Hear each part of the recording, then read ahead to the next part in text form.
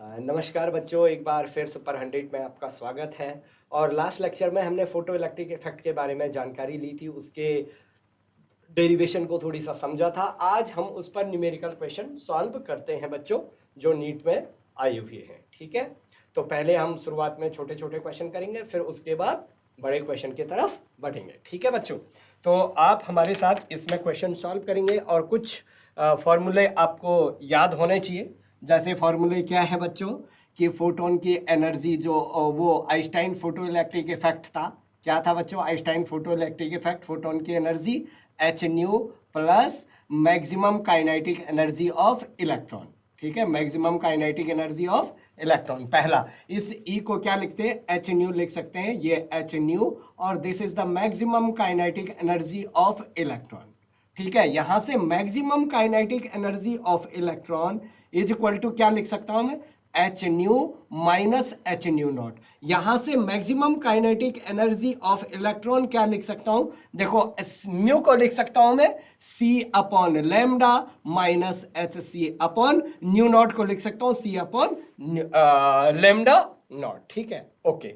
दूसरी चीज बच्चों कि एक इसमें कॉन्सेप्ट आता है निरोधी विभव का। जब वहां पर क्वेश्चन आएगा तो उसमें हम आपको बता देंगे। ठीक है, तो इस पर हम क्वेश्चन क्या करने वाले हैं? सॉल्व करने वाले हैं बच्चों। ठीक है, वर्क फंक्शन को फाई नॉट से डिफाइन करते हैं। ठीक है, और न्यू नॉट क्या था? थ्रेशोल्ड फ्रीक्वेंसी है। लेमडा नॉट क्या है? थ्रेशोल्ड वेवलेंथ है। ठीक है बच्चों, और जो फाई नॉट है मतलब एच न्यू नॉट जिसकी वैल्यू है वो क्या है? आपका कार्य फलन है। तो क्वेश्चन इसमें लिखो आप सबसे पहले।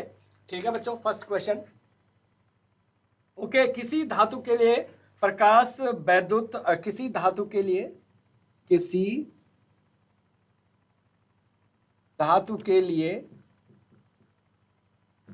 कार्यफलन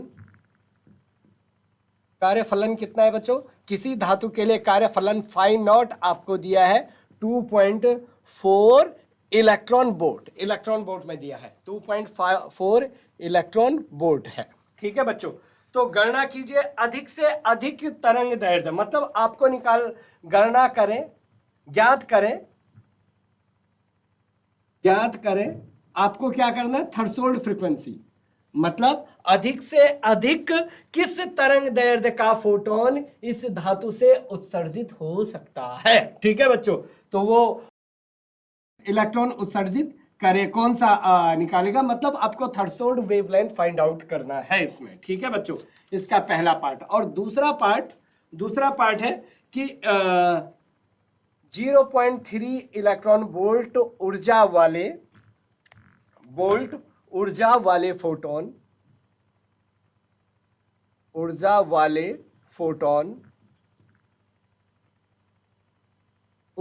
फोटोन से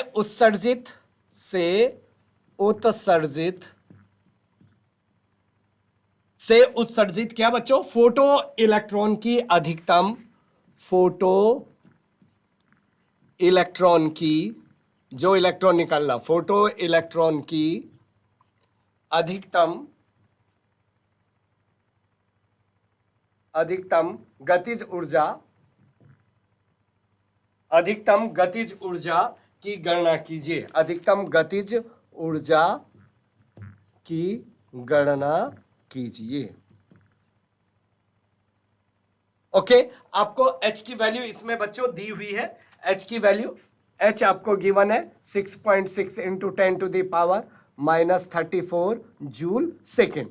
यहां पर वैल्यू दी हुई है तो मतलब आपको इतनी लेनी है, वरना H की वैल्यू हम एग्जैक्ट कितना लेते हैं? 6.625 into 10 to the power -34 joule second. तो इसको आपको क्या करना है बच्चों? सॉल्व करना है। तो अब आप इसको कैसे सॉल्व करने वाले हैं? तो सबसे पहले हम जानते हैं आपको क्या क्या दिया हुआ है इसमें। ठीक है बच्चों, तो सॉल्यूशन आपको दिया है कार्यफलन आपको दिया है phi naught is equal to कितना दिया बच्चों? 2.4 इलेक्ट्रॉन वोल्ट में दिया है। ठीक है, कार्यफलन का मतलब H phi naught is equal to H nu naught, यही तो फॉर्मूला होता है न्यू नॉट हमें। और न्यू नॉट तुम जानते हो कि nu naught is equal to कितना होता है बच्चों? 1 C अपॉन लेमडा नॉट होता है। तो मैं यहां से लेमडा नॉट निकालना है। Lambda naught is equal to H nu upon phi naught. ठीक है।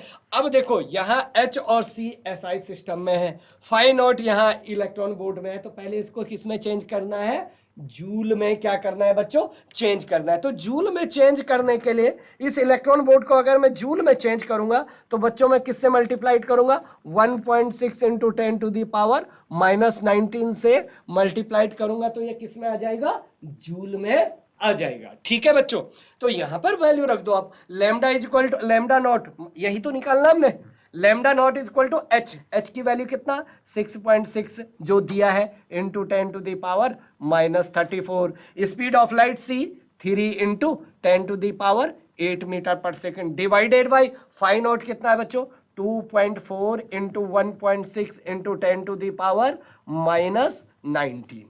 इज इट क्लियर, ये किस में आ जाएगा बच्चों, मीटर में आपका आंसर फाइंड आउट हो जाएगा। ठीक है, तो मैं इसका डायरेक्ट वैल्यू रख देता हूं सॉल्व करके, कोई दिक्कत नहीं है। तो जब आप इसको सॉल्व करेंगे बच्चों तो इसकी जो वैल्यू आ रही है, इसकी वैल्यू आ रही है बच्चों लगभग 5.156 into 10 to the power -7 metre. आप सॉल्व कर सकते हो, कोई प्रॉब्लम नहीं है बच्चों। इज इट क्लियर, अरे बात समझ में आ रही है। ठीक है, तो ये इसकी वैल्यू इतनी आ रही है, मतलब जो थ्रेशोल्ड फ्रीक्वेंसी है आपकी, थ्रेशोल्ड फ्रीक्वेंसी आपकी सॉरी थ्रेशोल्ड वेवलेंथ, देहली तरंग दैर्घ्य, मैक्सिमम तरंग दैर्घ्य। अच्छा क्या किया मैंने, यहां पर ये 3 स्थान पीछे भेजूंगा, इसको ऐसे लिख सकता हूं 5150 into 10 to the power -10, 3 zero और बटा दिए ना माइनस में मीटर, तो ये कितना हो गया, ये एंगस्ट्रॉन होता है ना 10 टू दी पावर -10 मीटर, तो आपकी थ्रेशोल्ड वेवलेंथ 5156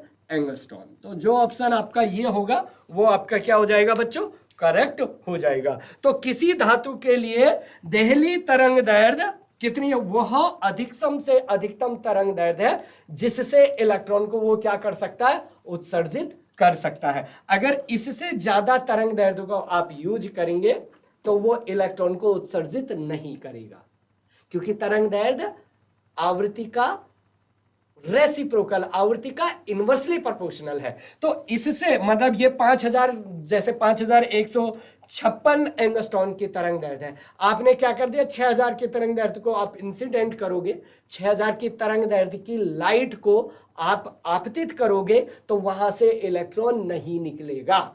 ये अधिकतम तरंग दैर्घ्य है जो इलेक्ट्रॉन को निकाल सकता है, बाकी इससे न्यूनतम, इससे कम वाले निकाल लेंगे लेकिन इससे ज्यादा वाले नहीं निकाल पाएंगे, क्योंकि तरंग दैर्घ्य इनवर्सली प्रोपोर्शनल है फ्रीक्वेंसी के, और फ्रीक्वेंसी अगर कम हो जाएगी तो वो नहीं निकाल पाएगा। तो ये हो गया इसका पहला पार्ट बच्चों, this is the first part of that. Okay, अब आपको सेकेंड पार्ट निकालना है इसका। ठीक है, ओके, तो सेकेंड पार्ट इसका फाइंड आउट करें। सेकेंड पार्ट में क्या निकालना आपने, kinetic energy of the electron, है ना second part. Okay, this was the first part, अब हम करते हैं इसका सेकेंड पार्ट। सेकेंड पार्ट में इलेक्ट्रॉन वाले फोटोन, इतना ऊर्जा वाले फोटोन, मतलब सेकेंड पार्ट में आपको energy E is equal to जो एच न्यू है, E इज इक्वल टू आपको दिया है बच्चों, कितना दिया है 3.0 इलेक्ट्रॉन वोल्ट ऊर्जा वाला फोटोन दिया है। ठीक है बच्चों, थ्रेशोल्ड फ्रीक्वेंसी आपको दिया हुआ है, थ्रेशोल्ड फ्रीक्वेंसी कितनी है 2.4 इलेक्ट्रॉन वोल्ट, वो threshold work function, that is the work function मतलब कार्यफलन। ठीक है, तो हम आइंस्टाइन के फॉर्मूले से जानते हैं बच्चों कि ई के मतलब गतिज ऊर्जा, मैक्सिमम गतिज ऊर्जा of electron is equal to क्या होगा बच्चों, ये जो फोटोन की ऊर्जा है और माइनस उसका जो कार्यफलन है। यस एंड नो बच्चों, तो काइनेटिक एनर्जी ऑफ इलेक्ट्रॉन कितनी होगी बच्चों, maximum kinetic energy of electron कितनी होगी, मैक्सिमम का ये कितना दिया है बच्चों, ये दिया है 3 माइनस ये कितना दिया है 2.4, किसमें बच्चों, इलेक्ट्रॉन वोल्ट में, किसमें, इलेक्ट्रॉन वोल्ट में, याद रखना किसमें दिया है, इलेक्ट्रॉन वोल्ट में। तो कितना हो गया गतिज ऊर्जा ऑफ इलेक्ट्रॉन, इलेक्ट्रॉन की गतिज ऊर्जा कितनी होगी, सॉरी इलेक्ट्रॉन की गतिज ऊर्जा कितनी होगी बच्चों, इलेक्ट्रॉन की गतिज ऊर्जा होगी आपकी दैट इज द, ये कितना बच जाएगा 0.6 इलेक्ट्रॉन वोल्ट। तो इलेक्ट्रॉन की गतिज ऊर्जा ये होगी। लेकिन आपका ऑप्शन किस में है? जूल में है। तो आपको इसको किस में कन्वर्ट करना होगा? जूल में कन्वर्ट करना होगा। तो that is the maximum kinetic energy of electron is equal to 0.6 कितना हो जाएगा बच्चों? Into 1.6 into 10⁻⁻19 joule. तो ये क्या हो गया बच्चों? 16 पंजे 16 छक्का 96, 9.6 इंटू 10⁻⁻19 जूल। तो जो इलेक्ट्रॉन की अधिकतम गतिज ऊर्जा है बच्चों वो कितना आ गया? 9.6, अच्छा नहीं गलत, 1 2 3 कितने 1 और 2 में है ना, तो कितना आएगा 1 और 2 में यहां पर। Is it clear? और तब एक पॉइंट इधर ले जाओ तो कितना हो गया? E K is equal to 9.6 into 10⁻⁻20 joule. तो that is the kinetic energy of the electron, maximum kinetic energy of the electron. तो this is the answer of this second part की अधिकतम गतिज ऊर्जा की गणना करो। फोटो इलेक्ट्रॉन की जो अधिकतम गतिज ऊर्जा होगी ये, अगर ये आपको पूछ लेता कि इस अधिकतम गतिज ऊर्जा की वेलोसिटी कितनी होगी, इसका वेग कितना होगा बच्चों, तो आप सीधा सीधा इसको कैसे निकाल देते? मैं मिटा दूं यहां पर, यहां से मिटा दूं मैं। अगर मान लिया जाए इसी में तीसरा पार्ट पूछ लेता ये कि इसकी गतिज ऊर्जा, मतलब जो ये अधिकतम गतिज ऊर्जा का इलेक्ट्रॉन, अधिकतम गतिज ऊर्जा का इलेक्ट्रॉन है, इसका चाल भी बताओ। तो चाल क्या हो जाएगा बच्चों? 12mv² इज इक्वल टू ये वैल्यू। अरे ये गतिज ऊर्जा का फॉर्मूला है ना, गतिज ऊर्जा, ये वैल्यू रख लो 9.6 इंटू 10⁻, सॉरी 0, हाँ ठीक है, 9.6 इंटू 10⁻⁻20 जूल। बस mass of the electron, rest mass of electron कितना होगा? 9.1 इंटू 10⁻31 kg नीचे आएगा। और सॉल्व करेगा तो आप उसकी वेलोसिटी भी, उस अधिकतम गतिज ऊर्जा वाले इलेक्ट्रॉन की वेलोसिटी भी ज्ञात कर सकते हैं, उसकी चाल भी ज्ञात कर सकते हैं बच्चों। ठीक है, तो ये क्वेश्चन नंबर फर्स्ट। अब हम नेक्स्ट क्वेश्चन की तरफ चलते हैं बच्चों। ठीक है, ओके। अच्छा बच्चों, उससे पहले एक बच्चों आप पढ़ते हैं स्टॉपिंग पोटेंशियल। क्या पढ़ते हैं बच्चों? Stopping potential. तो बच्चों स्टॉपिंग पोटेंशियल वो नेगेटिव पोटेंशियल होता है। स्टॉपिंग पोटेंशियल वो नेगेटिव पोटेंशियल होता है जो अधिकतम गतिज ऊर्जा के इलेक्ट्रॉन को रोकने के लिए यूज किया जाता है। तो वहां पर से स्टॉपिंग पोटेंशियल के लिए जो हमारा फॉर्मूला आता है बच्चों, तो वो आता है kinetic energy maximum of electron. Electron की मैक्सिमम काइनेटिक एनर्जी बराबर स्टॉपिंग पोटेंशियल द्वारा, मतलब इस इलेक्ट्रॉन को रोकने के लिए इलेक्ट्रोस्टैटिक्स फोर्स द्वारा जितना वर्क डन किया गया है, कार्य किया गया है। मतलब आपको ये फॉर्मूला याद रखना है कि आपका जो, जहां पर ये V जो है बच्चों, ये क्या है? स्टॉपिंग पोटेंशियल है। क्या है ये? स्टॉपिंग पोटेंशियल है। निरोधी विभव बोलते हैं बच्चों इसको। क्या बोलते हैं? निरोधी विभव। इस पर बहुत क्वेश्चन आते हैं बच्चों, निरोधी विभव। यहां हम डेरिवेशन नहीं करा सकते हैं समय के अभाव के कारण। निरोधी विभव, ओके बच्चों। और ई क्या है? इलेक्ट्रॉन पर चार्ज, आवेश। तो ये निरोधी विभव। अब जो आइंस्टाइन का तुम्हारा फॉर्मूला था ना, आइंस्टाइन का फॉर्मूला क्या था आपका? ई के, गतिज ऊर्जा of electron is equal to H nu minus h nu naught. यहां पर ई के मतलब ये चीज है, ये भाई इसी को ऐसे लिख रखा मैंने, गतिज ऊर्जा, ये भी मैक्सिमम गतिज ऊर्जा, ये भी मैक्सिमम गतिज ऊर्जा। ई के इज इक्वल टू, ई के की जगह पर हम ये लिख सकते हो, E V naught is equal to h, यहां से कॉमन कर दो, न्यू माइनस न्यू नॉट। तो निरोधी विभव जो है वी नॉट, ये V बड़ा वाला V है, निरोधी विभव। Stopping potential V is equal to h upon E nu minus nu naught. ये क्या है? आपतित फोटोन की आवृत्ति, और ये क्या है बच्चों? देहली आवृत्ति। H क्या है? Planck constant. और E क्या है? इलेक्ट्रॉन पर चार्ज। और V क्या है? निरोधी विभव। ऊपर लिखा है निरोधी विभव। ठीक है बच्चों, तो मैक्सिमम काइनेटिक एनर्जी वाले इलेक्ट्रॉन को रोकने के लिए जितने ऋणात्मक विभव की जरूरत होती है, वो ऋणात्मक विभव आपका क्या कहलाता है? निरोधी विभव कहलाता है। ठीक है, तो इस पर क्वेश्चन आएगा तो आप उसको सॉल्व कर सकते हैं इस फॉर्मूले के अनुसार बच्चों। ठीक है, ओके, तो इस पर हम दूसरा क्वेश्चन क्या करते हैं, सॉल्व करते हैं बच्चों, ठीक है। Let us take second question.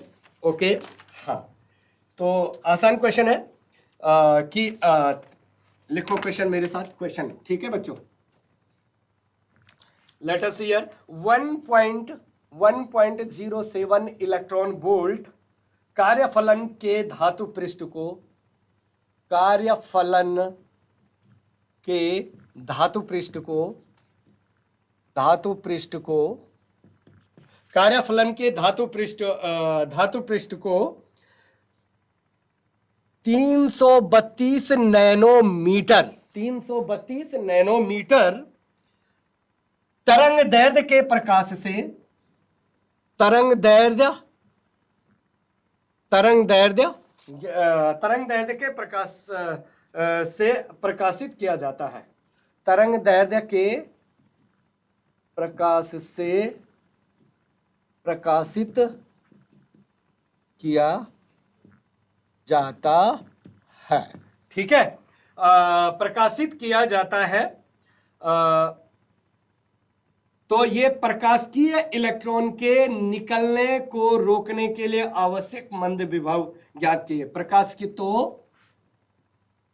प्रकाशिकीय electron रोकने को, इलेक्ट्रॉन के निकलने से रोकने के लिए, निकलने से रोकने के लिए आवश्यक मंदित विभव, मतलब ये पोटेंशियल, स्टॉपिंग पोटेंशियल की बात कर रहा है, रोकने के लिए आवश्यक मंदित विभव है। ओके, इसका ऑप्शन है बच्चों ए 4.81 इलेक्ट्रॉन वोल्ट, बी है आपका 3.7 इलेक्ट्रॉन वोल्ट, 3.74 इलेक्ट्रॉन वोल्ट, सी है आपका 2.66 इलेक्ट्रॉन वोल्ट और डी है आपका बच्चों 6.2 इलेक्ट्रॉन वोल्ट, ठीक है। अच्छा क्वेश्चन है। ओके, स्टॉपिंग पोटेंशियल ज्ञात कीजिए।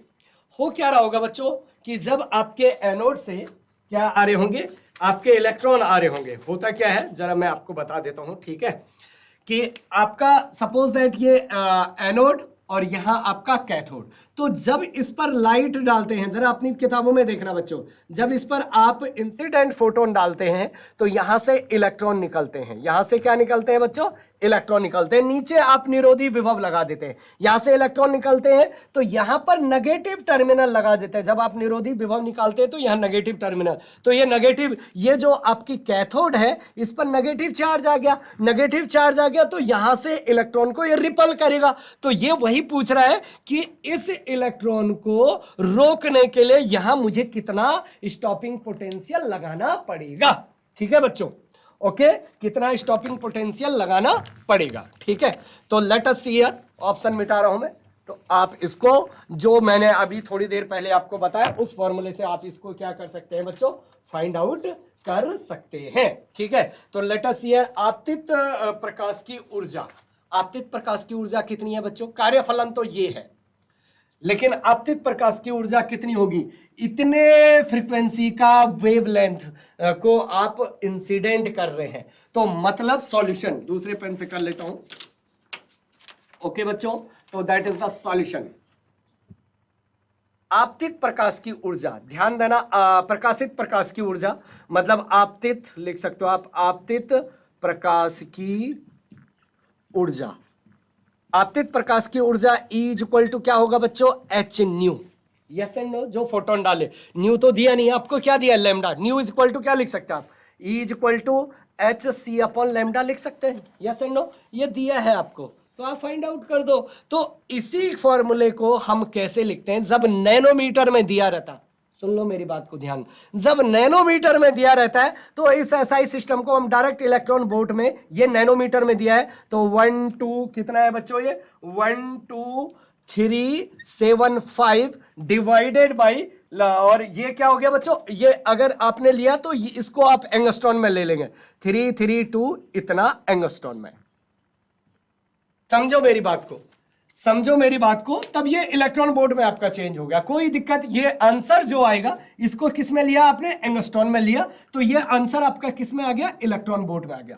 समझो मेरी बात को, मैं क्या कहना चाह रहा हूं। या तो आप यहां पर H की वैल्यू रखो, C की वैल्यू रखो, लैम्डा की वैल्यू रखो, सारे SI सिस्टम में रखो, तो वो किस में आएगा, तुम्हारा जूल में आएगा। उस जूल को इलेक्ट्रॉन वोल्ट में कन्वर्ट करने के लिए आपको क्या करना पड़ेगा, 1.6 × 10⁻⁻⁻⁹ से डिवाइड करना पड़ेगा। या तो आप ये फॉर्मूला याद रखो सीधा सीधा, कौन सा, यहां पर जनरल फॉर्मूला, पहले में जनरल फॉर्मूला लैम्डा किसमें, एंगस्ट्रॉन में रखना है यहां पर लैम्डा। अगर यहां पर नैनोमीटर में रखेंगे तो एक खत्म हो जाता है यहां पर, तो वो 1240 कर देता उसको। नैनोमीटर में यही फॉर्मूले को लगभग बच्चों 1240, और किसमें, ये किसमें रखेंगे आप, नैनोमीटर में।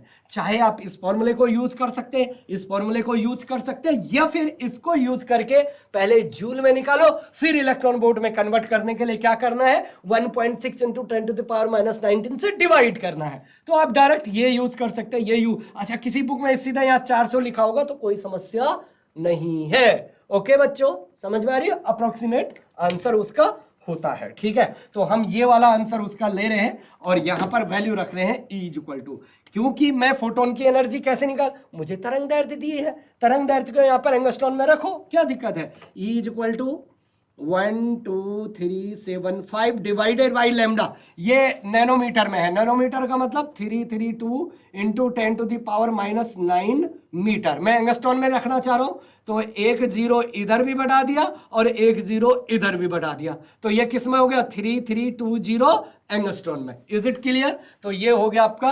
3302 किसमें, एंगस्ट्रॉन में, और आपकी एनर्जी किसमें आ जाएगी, फिर इलेक्ट्रॉन वोल्ट में आ जाएगी। आपकी एनर्जी किस में आ जाएगी बच्चों, इलेक्ट्रॉन वोल्ट में। जब आप इसको सॉल्व करोगे तो ये आएगी 3.72 इलेक्ट्रॉन वोल्ट। ये क्या है बच्चों, आपतित फोटोन की ऊर्जा है। जो फोटोन आपने इस एनोड पर ये फोटोन डाला, इस जो ये ऊर्जा, जो ये मतलब आप लाइट इसमें डाल ले, उसकी जो एनर्जी है वो कितना है, 3.72 इलेक्ट्रॉन वोल्ट। अब कार्यफलन कितना है, इस एनोड से इलेक्ट्रॉन को निकालने के लिए कम से कम कार्यफलन तो इतना चाहिए, तो जितनी इस एनर्जी से इतना तो किस में चलेगा, कार्यफलन में चलेगा। अब आप जानते हो कि फोटो फॉर्मूले से क्या जानते हो बच्चों, सुनना जरा बात को। फॉर्मूले से आप जानते हो कि क्या बच्चों, एनर्जी ऑफ ए फोटोन किस किस में यूज होगी, एक तो वर्क फंक्शन में यूज होगी और दूसरा maximum kinetic energy of electron में यूज होगी। अब बच्चों maximum kinetic of energy electron की ही किसके बराबर होता है, पोटेंशियल डिफरेंस के बराबर होता है। तो मैंने लिख लिया, मुझे EV0 = कितना हो जाएगा, total energy of photon minus work function मतलब कार्यफलन। तो देखो V0 = कितना हो जाएगा, दिख रहा ना, V0 = कितना हो जाएगा बच्चों, चेक करो तो, E - Φ0 डिवाइडेड बाई E। बस वैल्यू रख दो सबकी, समझ में आ रही बात, वैल्यू रख दो सबकी। तो कितना, मैं इधर लिख लेता हूं इसकी वैल्यू। ओके बच्चों, हाँ मैं इधर लिख लेता हूं इसकी वैल्यू। अच्छा ये क्या था, 3.72 इलेक्ट्रॉन वोल्ट। तो कितना हो गया, निरोधी विभव कितना हो गया बच्चों, V0 = E कितना था मेरे प्यारे बच्चों, E था आपका 3.72 माइनस वर्क फंक्शन कितना है, -1.07 डिवाइडेड बाई इलेक्ट्रॉन। इलेक्ट्रॉन पर चार्ज कितना है बच्चों, 1.6 × 10⁻⁻19। अच्छा सुनो, यहां पर E भी है ना, यहां पर E है, तो सीधा इस E से इस E को क्या कर सकता हूं, कैंसिल कर सकता हूं। क्यों लिखना है बार बार, इलेक्ट्रॉन वोल्ट है ना ये, यस एंड नो, इससे ये कैंसिल। तो V0 = कितना आ गया बच्चों, V0 = आ गया आपका 12 में से 7 गया, तो दैट इज द कितना हो गया भाई, 5 हो गया, 5।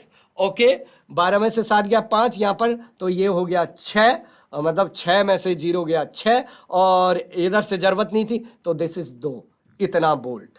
ठीक है बच्चों, ये आपका आंसर आ गया है। निरोधी विभव कितना हो गया? 2.65 वोल्ट। अब देखो जो ऑप्शन था तुम्हारा, तो ऑप्शन सबसे नजदीक वाला कौन सा था? ऑप्शन जो आपका मिल रहा था लगभग ये कितना आ रहा था? 2.66 वोल्ट। तो आपका ऑप्शन ये हो जाएगा। तो निरोधी विभव ये हो गया बच्चों, ठीक है।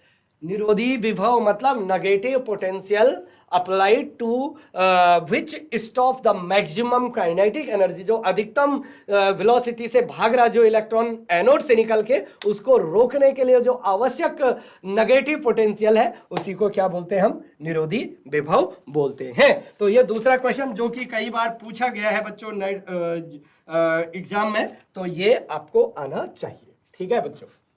समझ में आ रही बात? ओके, तो मैं इसको मिटा दूं, यस, ओके, ठीक है। फिर तीसरा क्वेश्चन एक कॉन्सेप्चुअल क्वेश्चन है जिसको बीच बीच में हम बता रहे हैं, ठीक है।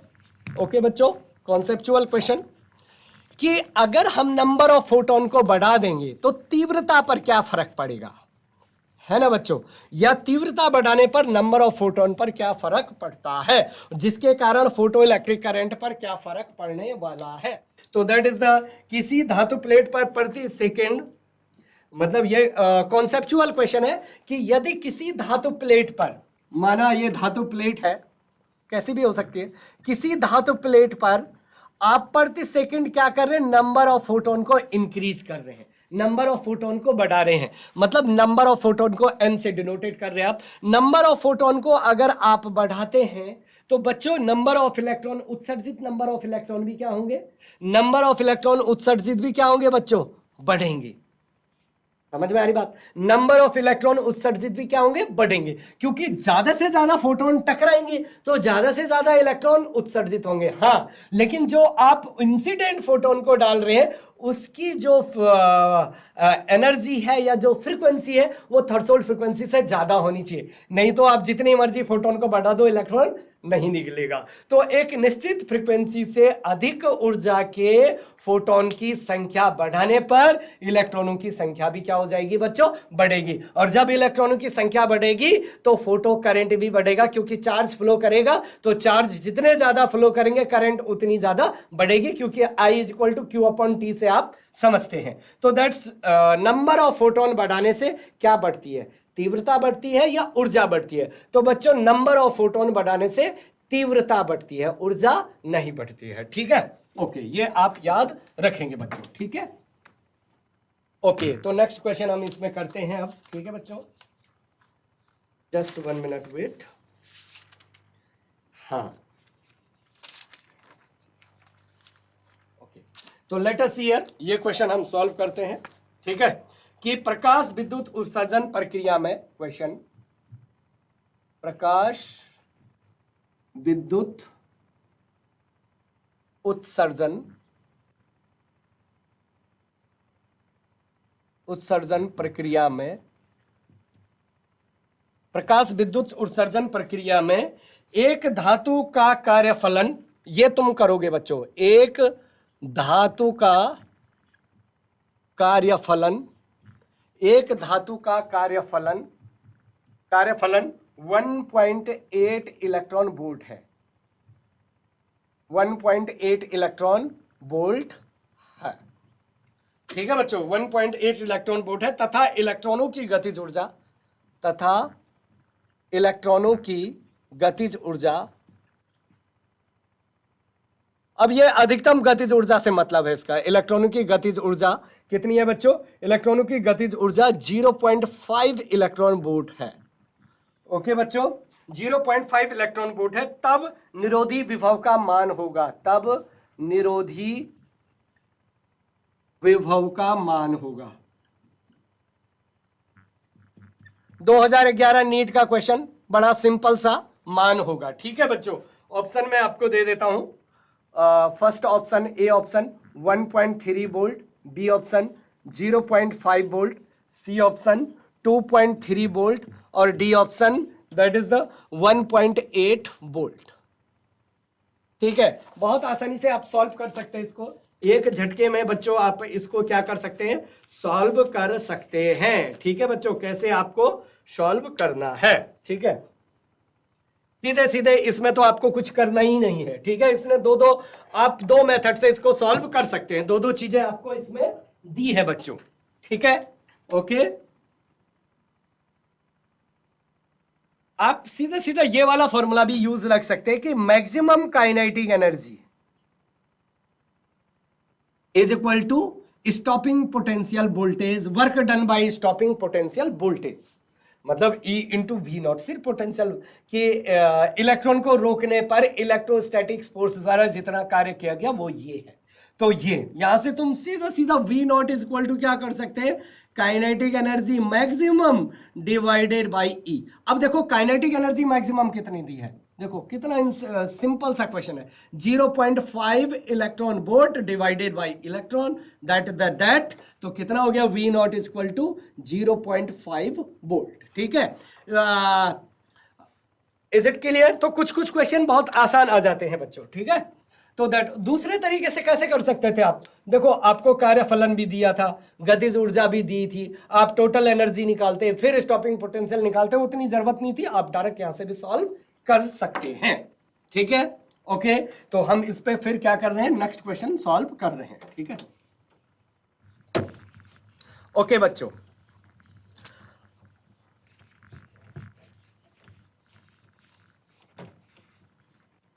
ठीक है।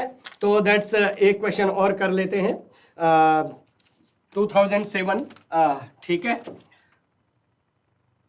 ओके बच्चों, क्वेश्चन है कि एक लेजर द्वारा लेजर मतलब एक लेजर द्वारा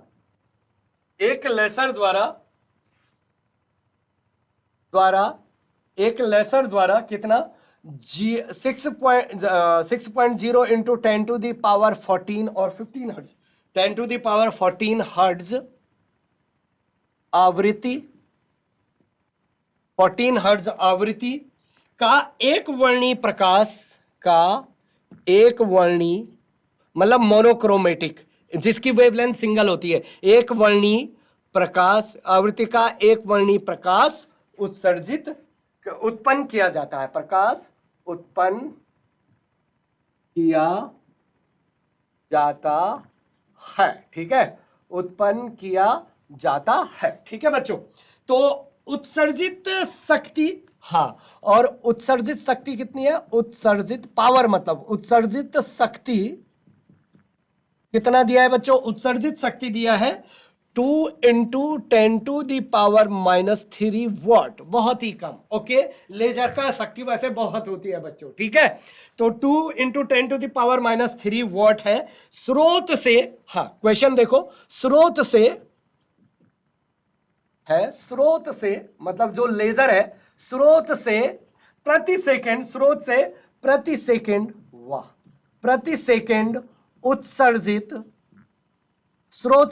सेकंड उत्सर्जित फोटोन की संख्या कितनी होगी, उत्सर्जित फोटोनों की औसत संख्या, उत्सर्जित फोटोनों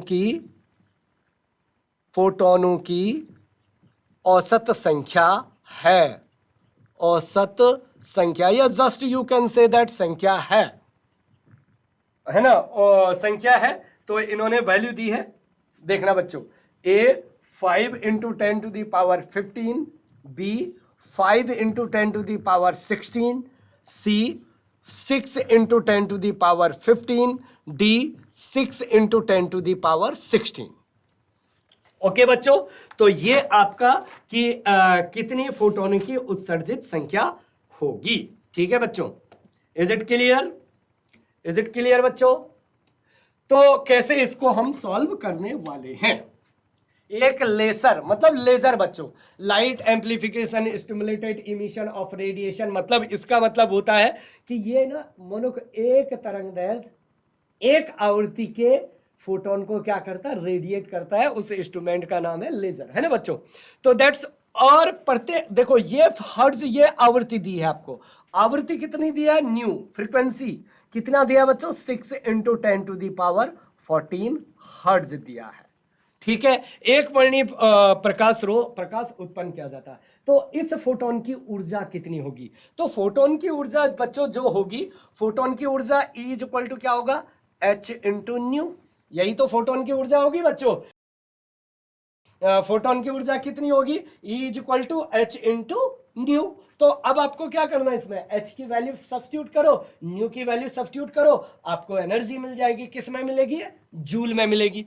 तो दैट इज, यहां पर वैल्यू आपने सब्स्टिट्यूट किया, h की वैल्यू सब्स्टिट्यूट कर दो, 6.625 into 10⁻³ -34 joule second into new. Frequency कितना है? 6 इंटू 10⁻14। तो ये किस में मिलेगी आपको? जूल में मिलेगी। ये किस में मिलेगी बच्चों? आपको जूल में मिलेगी। अब प्रति सेकंड उत्सर्जित फोटोन की संख्या बच्चों, प्रति सेकंड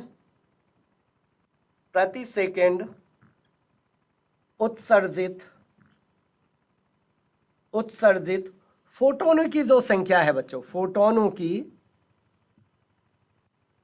संख्या n इज इक्वल टू जो होगी, ध्यान देना, n इज इक्वल टू जो होगी टोटल पावर जितना है डिवाइडेड बाय एक फोटोन की कितनी एनर्जी है, तो P अपॉन E हो जाएगा बच्चों। ये क्या हो जाएगा? P अपॉन E हो जाएगा। दैट इज द, एक फोटोन की पावर कितनी है, मतलब टोटल पावर कितनी है बच्चों?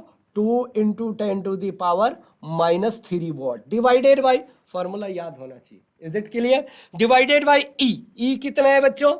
ई आपने ये वैल्यू रख लो यहां पर, तो 6.625 इंटू 10⁻³ इंटू न्यू। न्यू कितना है बच्चों?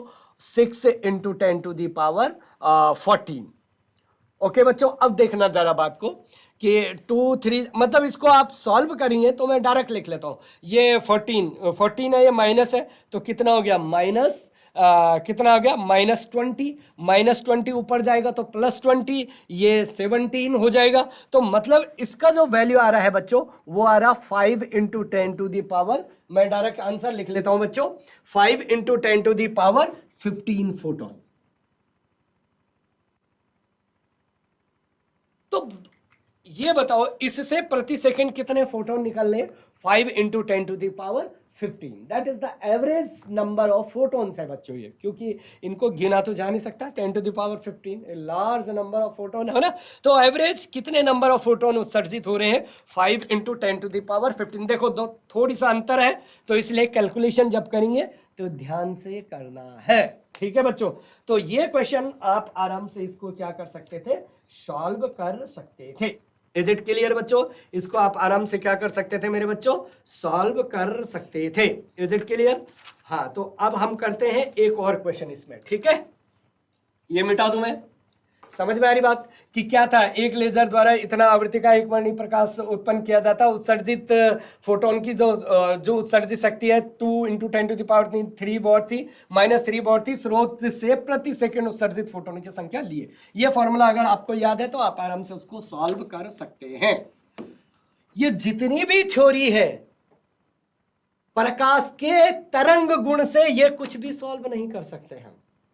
ये किससे कर रहे हैं हम? प्रकाश के कण नेचर से। That is the particle nature of the light. तभी तो हमने बोला प्रकाश ने इतनी आवृत्ति का फोटोन उत्सर्जित किया। इज इट क्लियर बच्चों? यस। ओके बच्चों, यस। तो नेक्स्ट क्वेश्चन इसमें सॉल्व करते हैं। Okay student, that next question आप सॉल्व करो इसमें। ठीक है, अच्छा क्वेश्चन है बच्चों, आप आराम से सॉल्व कर सकते हैं। छोटे छोटे क्वेश्चन मैं सॉल्व नहीं करा रहा हूं इसमें।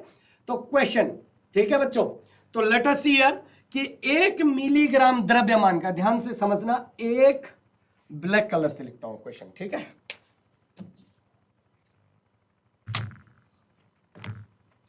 1 मिलीग्राम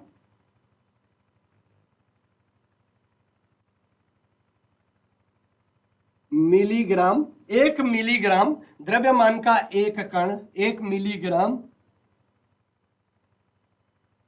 द्रव्यमान का एक कण उतना ही तरंगदैर्घ्य उत्पन्न करता है। कण उतना ही तरंगदैर्घ्य उत्पन्न करता है। ये डी ब्रोगली वेवलेंथ से रिलेटेड है बच्चों। ठीक है, तो क्वेश्चन कर लो कि 1 मिलीग्राम द्रव्यमान का एक कण उतना ही तरंग दैर्ध्य उत्पन्न करता है, ठीक है, उतना ही तरंग दैर्ध्य उत्पन्न करता है जितना कि 3 × 10⁻⁶ मीटर पर सेकंड से चलने वाला इलेक्ट्रॉन, वाह, चलने वाला इलेक्ट्रॉन,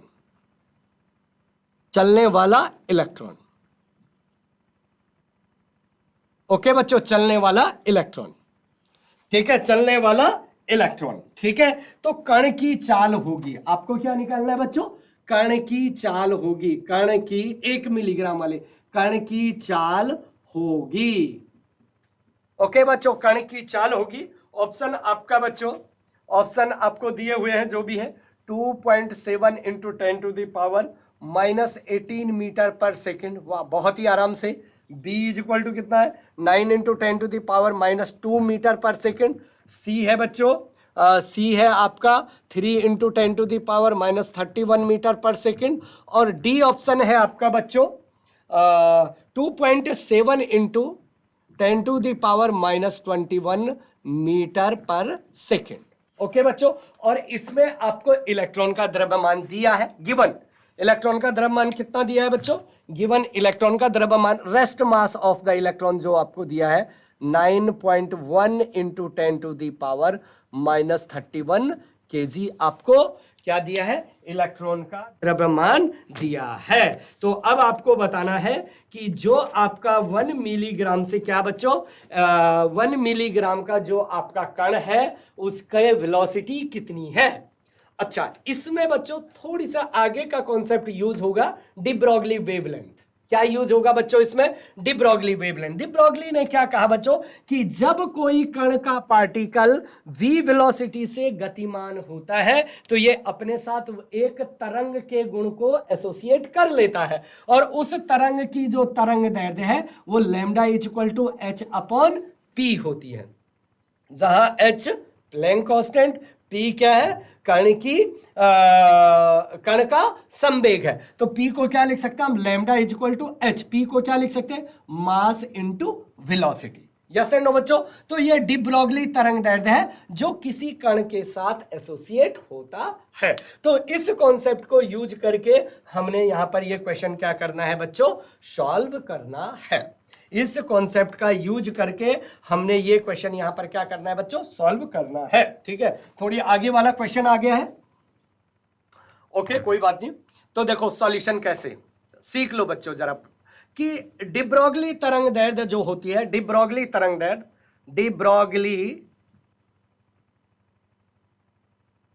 तरंग दैर्ध्य, डी ब्रॉगली हाइपोथेसिस से, ठीक है बच्चों, क्या होगा, लैम्डा इलेक्ट्रॉन की वेवलेंथ जो है, लैम्डा ई इक्वल टू क्या होगा, h/p, तो दैट इज इलेक्ट्रॉन का momentum, that is the pe। समझ में आ रही बात, किसके लिए, इलेक्ट्रॉन के लिए,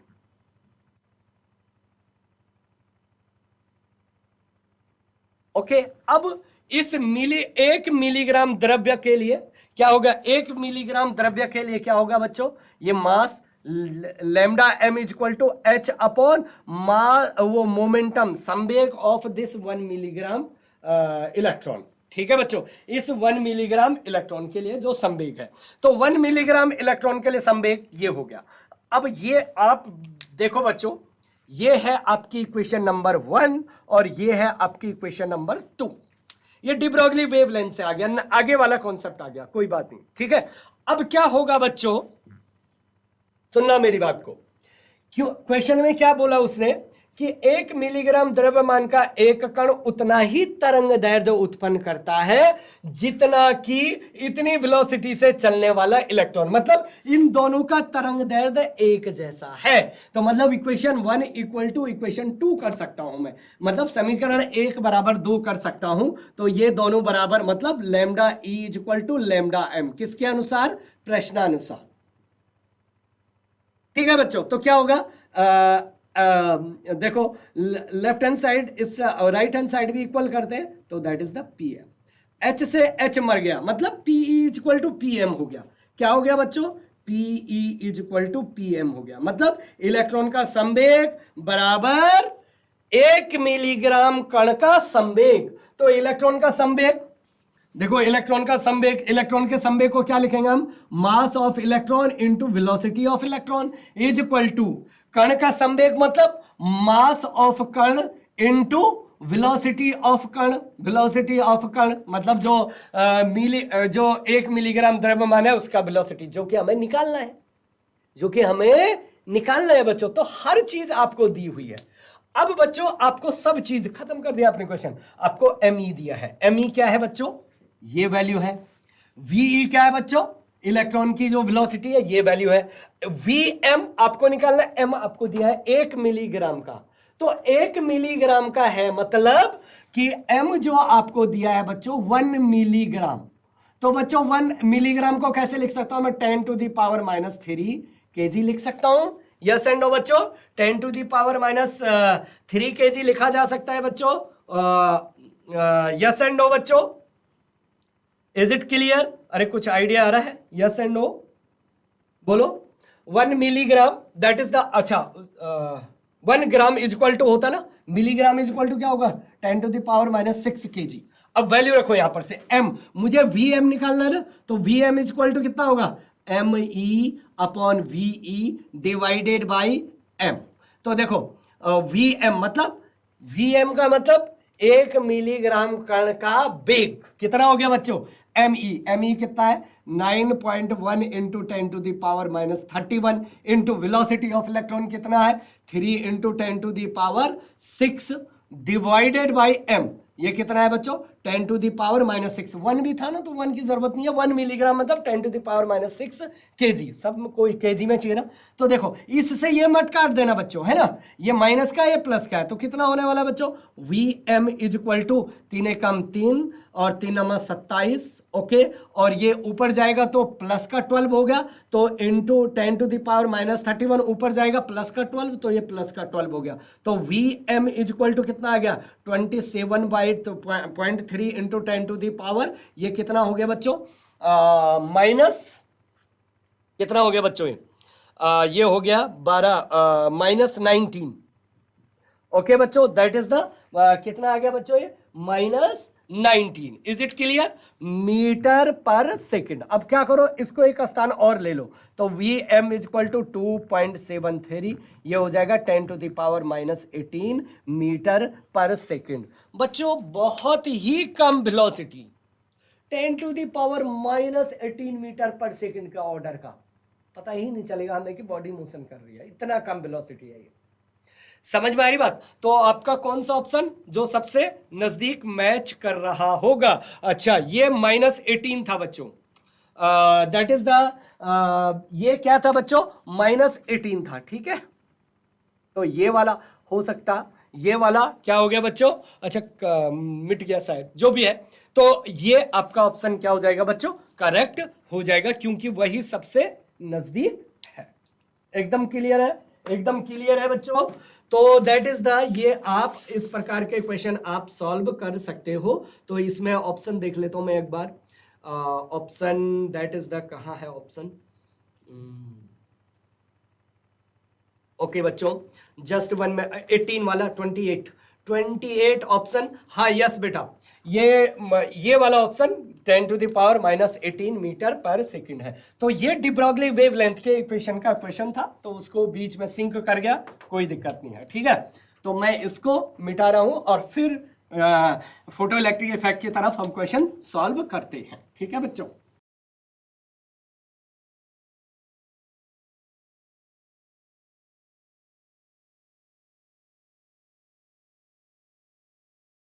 ओके मेरे प्यारे बच्चों, तो एक नेक्स्ट क्वेश्चन करते हैं हम इसमें, जो कि इंपॉर्टेंट जो कि पूछे गए हैं सारे के सारे क्वेश्चन।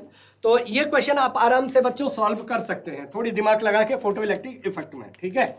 तो क्वेश्चन है आपका कि एक धातु का कार्यफलन, एक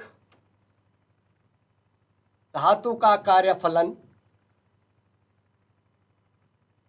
एक धातु का कार्यफलन कितना है, एक धातु का कार्यफलन सॉरी 3 धातुएं, इस प्रकार से ऐसे लिख लेते, तो इसको 3 तीन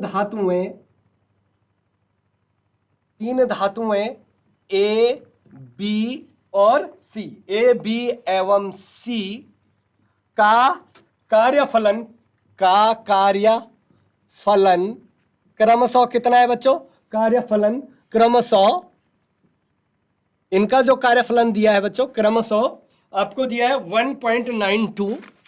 1.92 इलेक्ट्रॉन वोल्ट, दूसरा दिया है बच्चों 2.0 इलेक्ट्रॉन वोल्ट और तीसरा दिया है एवं 5 इलेक्ट्रॉन वोल्ट है।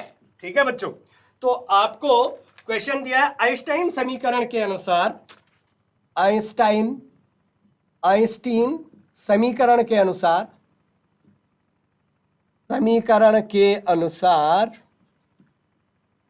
आइंस्टीन समीकरण के अनुसार बच्चों क्या होगा? आइंस्टीन समीकरण के अनुसार 4100 एंगस्ट्रॉन की तरंग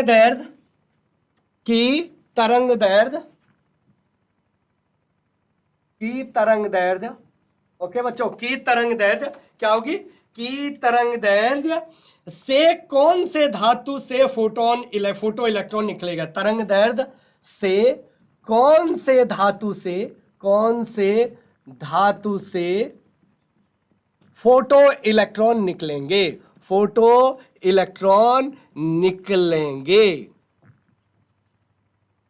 ओके बच्चों, ऑप्शन इसके A, B, C and D. Option A है बच्चों किसी से नहीं, मतलब ए, बी, सी किसी से नहीं। ऑप्शन बी है बच्चों केवल ए से। ऑप्शन डी है बच्चों ए तथा बी दोनों से।